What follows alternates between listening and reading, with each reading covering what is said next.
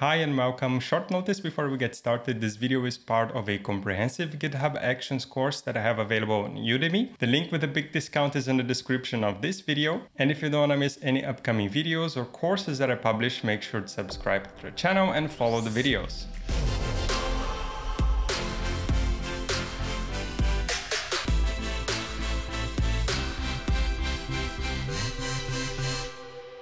Welcome back. Let's now dive deeper into the topic of workflow contexts. This is a very important section of the course because contexts offer many sources of information that we can use in our workflows. Some of these sources include runs, variables, jobs, and there are many more. So we can think of contexts as sources of data for different dimensions of our workflow, right? We have, for example, our repository information or our event information or some environment variables, and we can easily fetch and retrieve this information from within our workflow so that we can use it to customize its execution.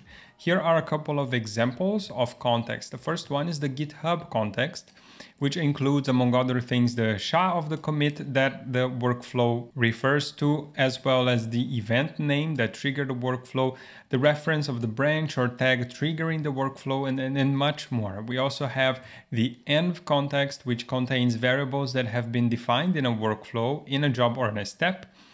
This changes based on which part of the workflow is executing, right? So we may define different environment variables for different steps, but we will access them the same way.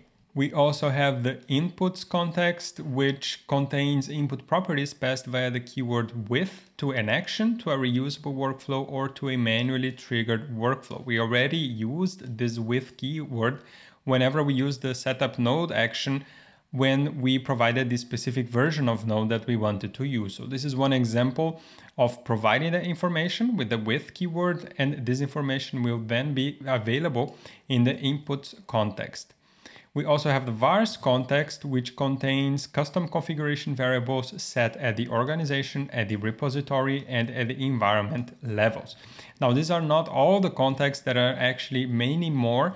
The secrets is another context, matrix, the needs context, and there are even other types of contexts. So it's a lot of information, and you don't really need to memorize that, but it's just really good that you know the possibilities that we can use within a workflow.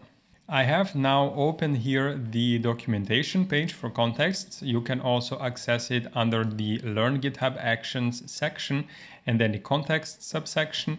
And this has all the information about all the available contexts in our workflows. And as you can see, here are some of the ones that we mentioned, the GitHub and vars, as well as secrets here, matrix here. But we also haven't mentioned, and there are more here, jobs, steps, runner, and so on and so forth. And then if you click on any of this, you will actually get everything, every property that is available in this context.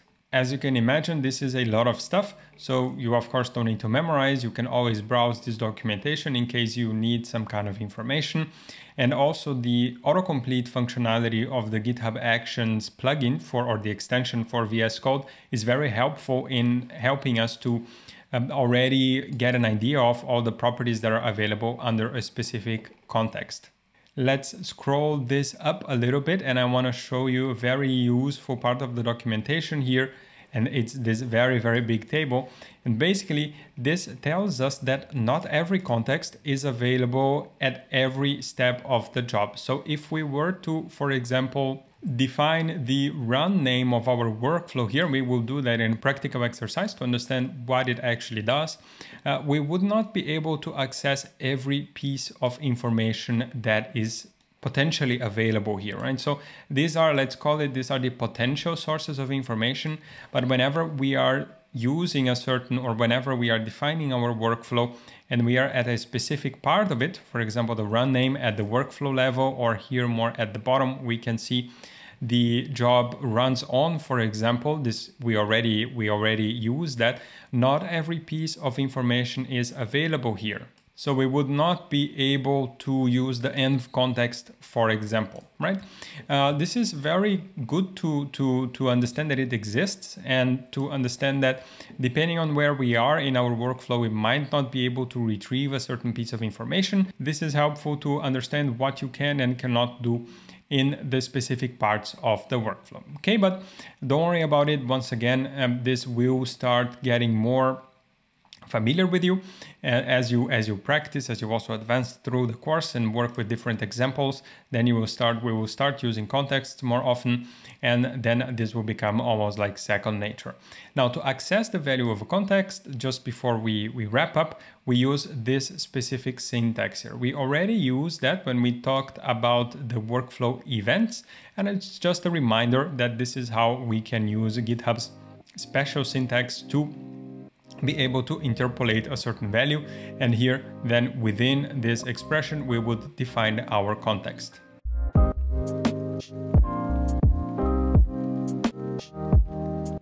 Welcome back. Let's now go through our practical exercise for using contexts in GitHub Actions. We will start once again with a new file here.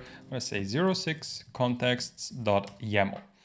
As always, name here is going to follow the convention, so 06 contexts, and then we will have an on push this time, and then here let's have a couple of jobs. We will simply call this echo data, and this will run on Ubuntu latest here, and it's going to have a series of steps. The first step will have a name of display information, and this is going to run a multi-line script where we will access different information, different types of data, pieces of data from our GitHub context. Let's start with a single echo here, and this is going to be event name. And event name, again, we can access the context information with this $, and then double curly brackets. And then, as you can see, it tells us that an expression was expected. The nice thing here is that you can see that it also tells us the available expression contexts, right? So if we were to, for example, try to use this information somewhere else, or this special syntax here somewhere else, let's try to use that in the run name here, and we're going to have it something like this. Then you will see that the available expression contexts actually changes. It's not all of them that are available. Here we have way more options. So this is one very useful feature and very useful place for us to look for this kind of information. We're going to add the run name afterwards. For now, let's focus here on our step, and the context we are interested in is GitHub. And then here we can simply retrieve the event underscore name like so. We will also echo a few more things, so let's just write all of them down here.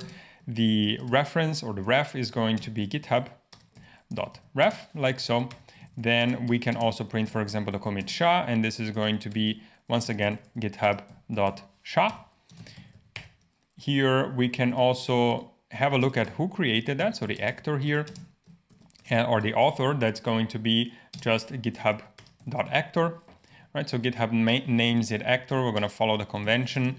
We can also print the workflow that is being run, and this is going to be github.workflow. We also have more information about the run ID, so we could say the run ID here is going to be GitHub. So github.run_ID. And we can also have a look at the run number, right? So maybe you want to do something with the run number. If the run number is the first run, then you would like to do something specific, or if it's a later run, I don't know, just one example. I just want to show you that all this information is available, right? So here there is a lot of information that we can retrieve. Once again, the best place for us to have a look at this is in the documentation. All right, GitHub is only one of the contexts that we can use. Let's add another step here. Let's try another context. So far we have used only the GitHub context. So another context that we very often use is called the vars context. So here we're going to say retrieve variable. And this context is going to be accessed via the vars keyword here instead of GitHub. So we're going to simply say echo and then double quotes here, and we will say variable value, colon. And then here, if you start seeing such kind of weird error here popping up in YAML, what you can do is you can follow the same pattern here and add a vertical line and then add this in the following line. Okay, this is a way for us to have a cleaner file. In the end, it is valid if we use the previous approach, but here, just to prevent us from having such dirty files, we will use it like so. So if we add here vars and then dot, you will see that this is not going to have any autocomplete for us because the variables are defined by ourselves. We're just going to say my underscore var like so. And as you can see here, it is saying that the context access might be invalid because my var might not be defined, but there is no way for us to know beforehand. Actually, we will create this variable here in our repository. So let's leave it like so for now, and we can actually run this workflow once to see that this is going to retrieve nothing, or basically an empty string, and it's going to print nothing on the screen. This is already quite a bit of information. Let's commit this. And let's push this to the remote repository, wrapping it up with git push. And actually, I would like to change just one more thing here. Instead of having only on push, let's have both on push and on workflow dispatch, like so, so that we can also run it from the UI and we don't need to modify the workflow or create an empty commit for it to run again. So let's add this once again. We're gonna commit this once again here. Add workflow dispatch to workflow file. And then we can push this again. So now we should actually have 2 runs showing up in our UI. Here in our UI, we can see the 2 runs here and none of them has failed, right? So even though we have not defined any variable called myVar, the workflow is still successful. It just doesn't print anything here. It just prints an empty string. But if we were to display the information, then you can see that there is a lot of information here. So what triggered, what's the ref, right? So this is the main branch, the SHA of the commit, the actor, the workflow that's running, the run ID, and the run number. So the run ID and the run number are 2 different things, right? Here, if we look back at the actions page and we were to open this, then we will see that the run number is going to now be number 2, right? So it's not number 1 anymore, but it's number 2. And our variable here is still an empty value. So let's fix that. And to do that, we can come here under settings, and then we can look here under secrets and variables and click on actions. Now here we can both define secrets and variables. We're going to talk about this in details later on in the course. For us now, let's just click here on variables and create a new repository variable. This is going to be called myVar, and we'll simply say hello world, right? So this can be any text that you want to. I mean, there are some limitations in terms of size and also best practices around storing the value of variables, but we're not gonna enter into these details right now. Let's then scroll down a little bit, click on add variable. Now we can see here that under repository variables, we have my_var, and this is available for every workflow running within this repository. So now if we were to come back here to actions and then look for our workflow, that's the 6 contexts, and then click on run workflow, click again on run workflow, this will trigger a new run, and we should see now the variable for my_var printed on the screen. So here, takes a little bit to start the job, but there you go. And there we have the retrieve variable with the variable value of hello world.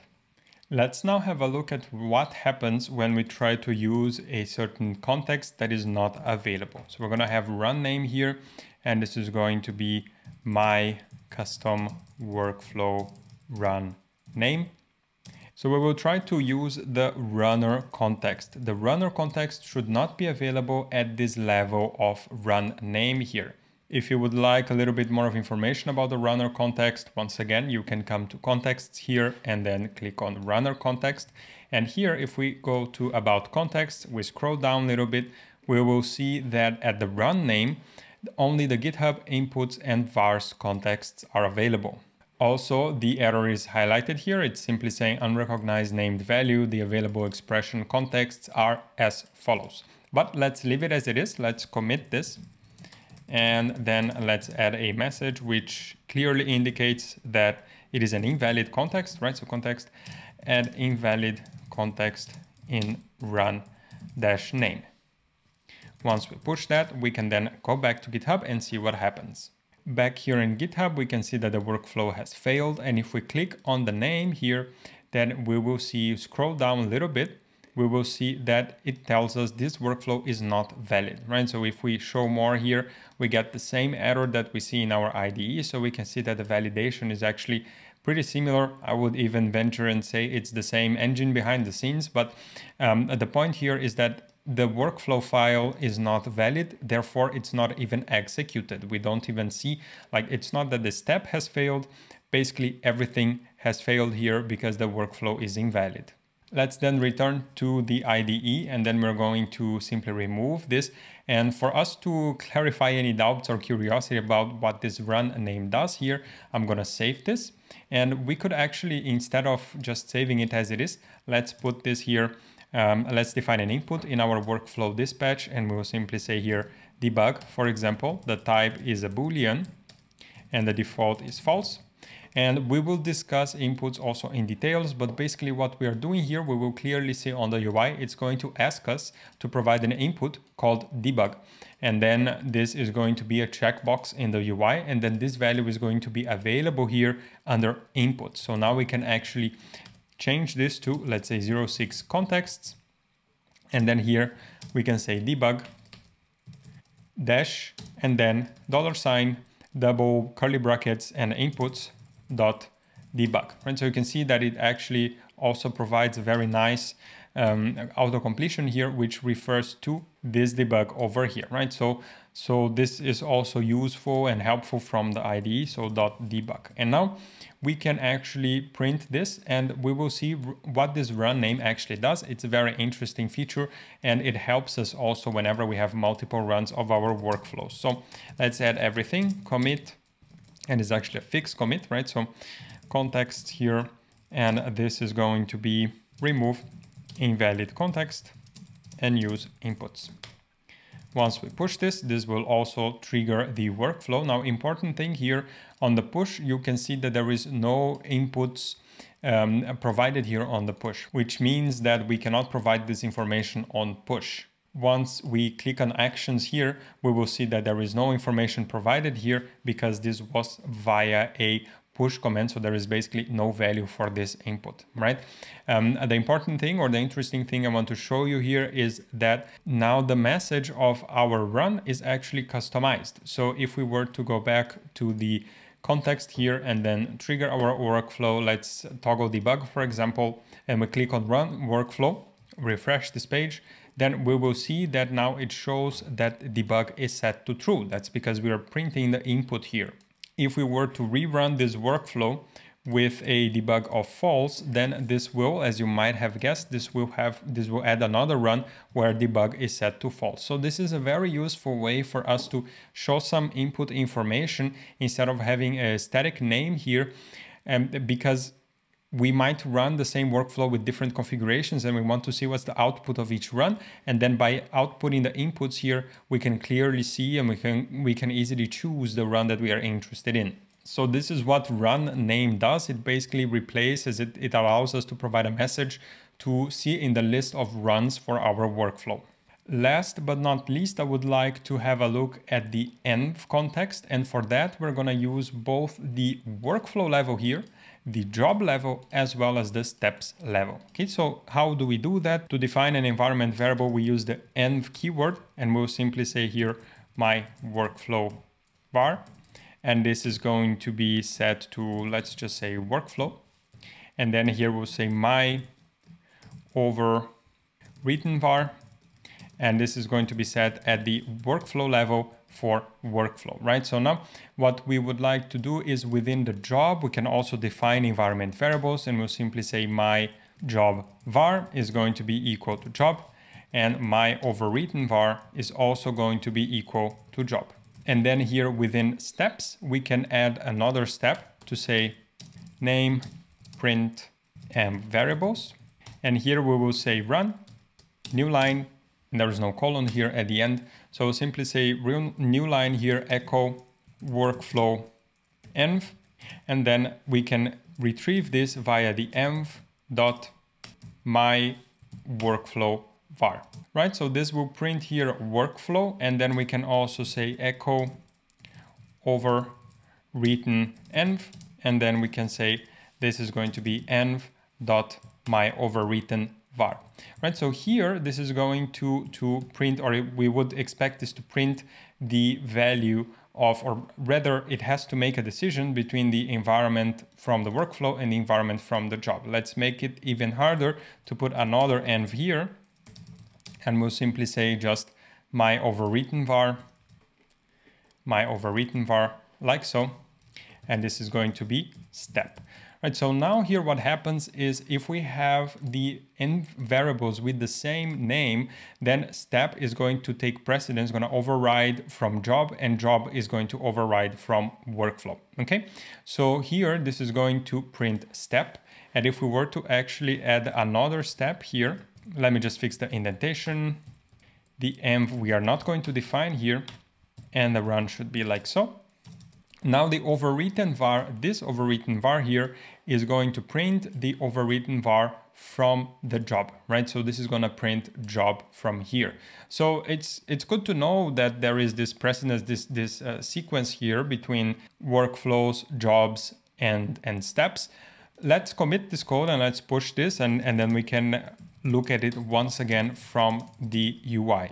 Back to GitHub Actions, let's click on the run here, and then let's click on our job, and then we have here print env variables. We have two, and we can see that here we have the workflow env, this prints workflow correctly, and we have the overwritten env, this prints step correctly. Now if we click on the other one, then we will see that the overwritten env prints job and the workflow env prints workflow. If you would like to print the overwritten env from the workflow level, then you could create another job and directly print my overwritten env or my overwritten var without redefining it at the job level. Another way that we can access these variables here is actually when we define an env like so, it becomes available as an environment variable. So we are using env.myWorkflowVar because we are using this special GitHub syntax, but we could also access this, and perhaps we could actually try then to define another job here.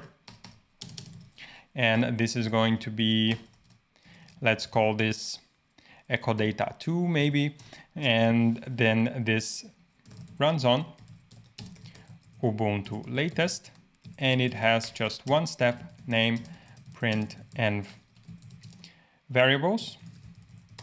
And then we can run it with 2 lines. We're going to say echo workflow env. I'm just going to copy it from the top here. Echo workflow env.